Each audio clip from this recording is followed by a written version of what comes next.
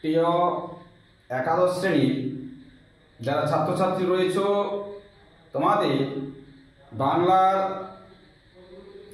পুঁইমাচা গল্প থেকে আমি কয়েকটি সম্ভাব্য প্রশ্ন সহ তার উত্তর দেব, যেগুলো তোমাদের ফার্স্ট সেমিস্টারে আসবে।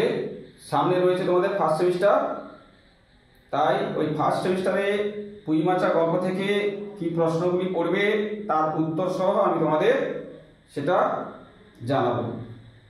সাধারণত যেগুলো আসে আর কি, কমন কোশ্চেন যেগুলো, সেগুলো আমি বলবো। তো পুঁইমাচা গল্পটি বিভূতিভূষণ বন্দ্যোপাধ্যায়ের লেখা।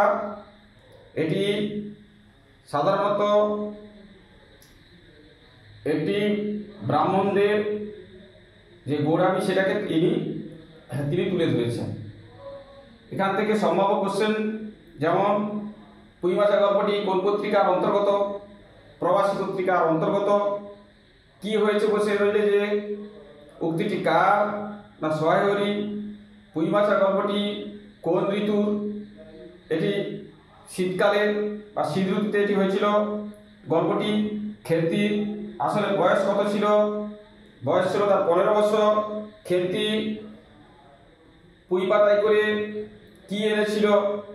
তার চিংড়ি মাছ। সীমন্ত মজুমদারের বাড়ি কোথায় ছিল? না মণিগাঁও।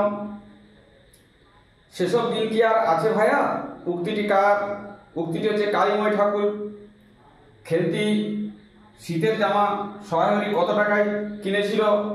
2.5 টাকা।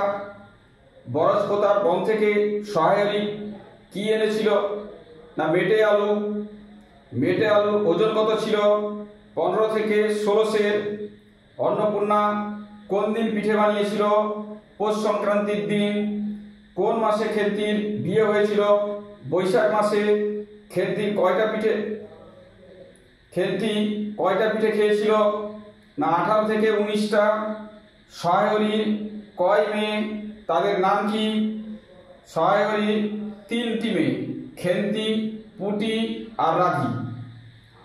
কোন মাসে খেন্তির বসন্ত হয়? না ফাল্গুন মাসে।